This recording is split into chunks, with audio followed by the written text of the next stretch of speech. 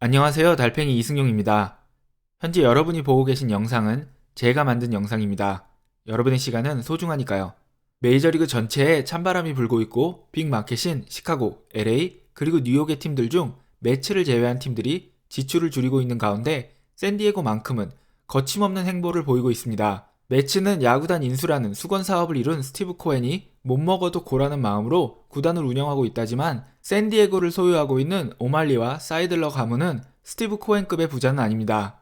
참고로 자료조사를 하면서 본 영상들 중에 AJ 프렐러와 여러 기자들이 샌디에고의 구단주를 피터 사이들러라고 부르는 것을 확인했기에 현재까지 시들러라고 불렀던 그의 이름을 사이들러로 정정하겠습니다. 만약 여러분이 최근에 메이저리그 뉴스를 보시면서 샌디에고는 2012년에 피터 사이들러가 인수했고 AJ 프렐러는 2014년에 샌디에고에 합류했는데 왜 2021년이 되어서야 이렇게 적극적인 움직임을 보일까? 라는 의문을 품으셨던 분이라면 오늘의 영상이 굉장히 흥미로울 겁니다. 오늘의 이야기는 1994년까지 거슬러 올라갑니다. 1994년 12월 존 무어스는 8천만 달러의 샌디에고 파드레스 인수에 성공합니다. 그리고 구단주 존 무어스와 함께 샌디에고에는 브루스 보치 감독의 시대가 열립니다. 브루스 보치가 이끈 샌디에고는 1996년 12시즌 만에 플레이오프 진출에 성공했고 1998년에는 월드시리즈 진출까지 성공합니다. 이에 존 무어스는 기세를 몰아서 당시 NFL팀인 차저스와 함께 사용하던 현재 SDCCU 스타디움이라 불리는 퀄컴 스타디움을 떠나 샌디에고 파드레스 전용 구장을 건축하기로 결정합니다. 하지만 이 결정은 존 무어스가 생각했던 것과는 전혀 다른 결과를 불러옵니다. 존 무어스는 패커파크를 짓기 위해서 굉장히 많은 돈을 빌리게 됩니다.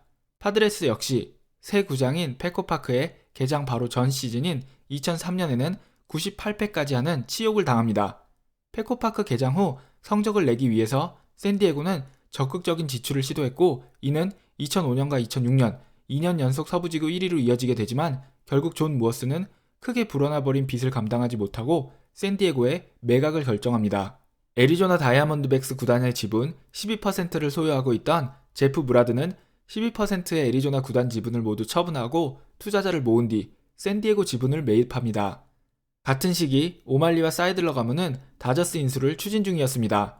제프 무라드와 투자자들은 3년여에 걸쳐서 꾸준히 구단 지분을 추가 매입했고 2012년에 샌디에고의 구단 지분을 49%까지 보유하게 됩니다. 그리고 존 무어스는 메이저리그 사무국에 공식적으로 구단 매각 의사를 밝히지만 메이저리그 구단주 회의에서 최소 22팀의 동의를 얻어야 하는 룰에 의해 결국 제프리 무라드의 샌디에고 구단 인수는 기각됩니다. 다저스 인수에 실패한 오말리, 사이들러 가문은 샌디에고의 상황을 알게 됩니다. 샌디에고의 재정 상태와 제프 무라드가 추진했던 새로운 중계권 계약에 대해서 알게 된 피터 사이들러는 적극적으로 샌디에고 매입에 나서게 되고 메이저리그 구단주들은 이번에는 피터 사이들러의 구단 인수를 승인합니다. 존 무어스는 샌디에고 재정 상태를 많이 악화시켜놨으며 여러 대에 걸쳐서 야구단 운영 경험이 있는 오말리 사이들러 가문은 구단의 재정 기능 정상화가 먼저라는 결정을 합니다.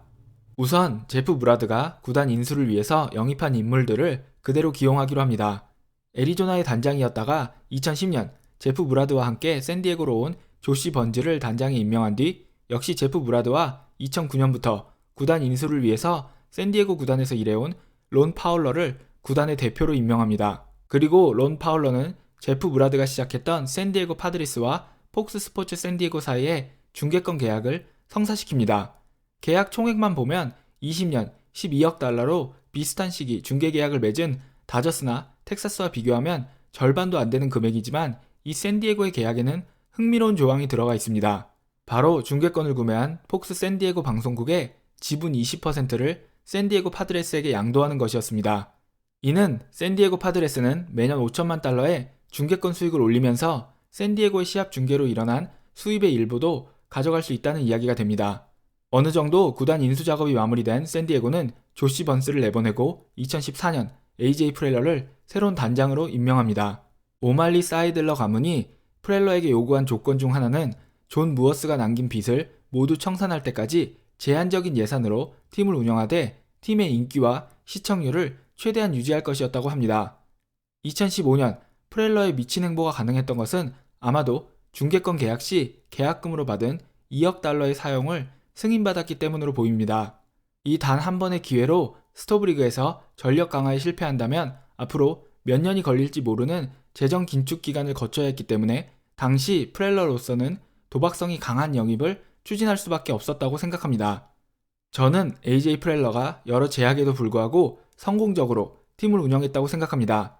제한적인 예산 사용만 허락받았던 그는 언젠가 올 그날을 위해서 팜 시스템 재건에 성공했고 데이브 카메론과 같은 인물들을 팬그래프에서 영입하면서 프론트 인지의 영입에도 힘을 씁니다. 같은 시기에 샌디에고 파드레스의 영업이익 또한 50%가량 늘어나게 됩니다. 그리고 기다리던 그날이 드디어 오게 됩니다. 2020년 샌디에고는 존 무어스가 남긴 모든 빚 청산에 성공합니다. 1년 이자만 몇십억에 달했던 때가 있다는 기사가 있는 걸로 봐서는 꽤 큰 액수의 빚이었던 것 같습니다. 빚 청산을 끝낸 샌디에고 파드레스는 론 파울러를 구단주 대표에서 물러나게 한 뒤 피터 사이들러 본인이 직접 구단주 대표 자리에 오릅니다. 론 파울러는 자문 역할을 수행하면서 구단에 남을 예정이라고 합니다. 앞으로 오말리 가문의 3대째인 케빈 오말리, 브라이언 오말리와 피터 사이들러, 톰 사이들러 모두 샌디에고의 구단 운영 최전선에 본격적으로 등장할 것으로 보입니다. 20년짜리 중계권 계약에 10년차에 들어서는 이번 시즌부터 AJ 프렐러는 연 4천만 달러에 달하는 중계권 수익을 모두 사용할 수 있게 되며 샌디에고의 인기와 성적에 따라서 폭스스포츠 샌디에고의 수익 중 20%를 받게 됩니다. 폭스스포츠 샌디에고는 캘리포니아 남부지방과 라스베가스가 포함된 네바다 지역, 그리고 애리조나주 남부 지역의 샌디에고의 모든 시합을 중계하고 있습니다. 또한 동일 지역에서 NBA팀 클리퍼스의 중계권도 가지고 있습니다. 스티브 발머가 클리퍼스에 공격적인 투자를 거듭하고 클리퍼스의 인기가 올라갈수록 샌디에고 파드레스도 중계로 돈을 벌게 되는 재미있는 구조가 만들어진 것입니다.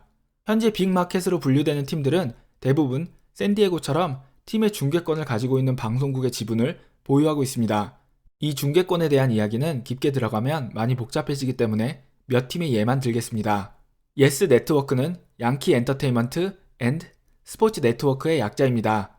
이름에서 알 수 있듯이 이 방송국의 최대 주주는 뉴욕 양키스의 모기업인 양키 글로벌 엔터프라이스입니다. 예스 네트워크는 NBA팀인 브루클린 네츠의 중계권 또한 가지고 있습니다. 뉴욕 매체 또한 SNY 방송국의 지분 65%를 보유 중이며 SNY는 뉴욕 매치 시합 외에도 NFL팀인 뉴욕 제치에 관한 영상도 제작하고 있습니다.